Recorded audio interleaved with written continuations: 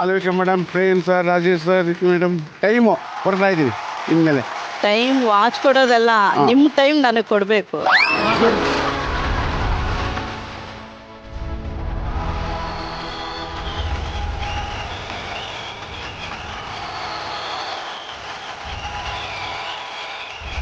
ಇವತ್ತಿಂದ ನನ್ನ ಟೈಮು ನಿನಗೆ ಫಿಕ್ಸು.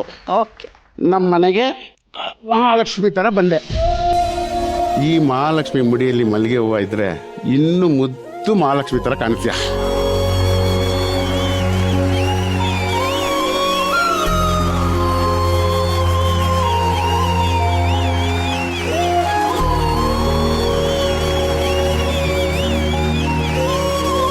ಈ 30 ವರ್ಷದಲ್ಲಿ ಇದೇ ಫಸ್ಟ್ ಟೈಮ್ ಸರ್ ಅವರು ನನಗೆ ಮೂಡಿಸಿದ್ದು. ಪಾಪ ಎಲ್ಲೇ ದೇವಸ್ಥಾನಕ್ಕೆ ಹೋಗೋಗ್ಲು ಕೇಳೋಳು, ನಾವೆಲ್ಲ ಹೊರಗಡೆ ಹೋಗ್ಬಿಟ್ಟು ಅಲ್ಲಿ ಮರ್ಬಿಟ್ಟು ಬರ್ತಾ ಇದ್ದೆ.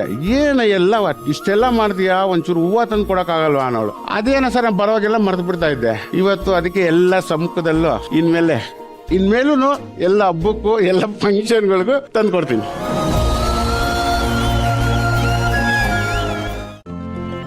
ಇಂದೇ ಡೌನ್ಲೋಡ್ ಮಾಡಿ ಮತ್ತು ನಿಮ್ಮ ನೆಚ್ಚಿನ ಶೋಗಳನ್ನು ಆನಂದಿಸಿ.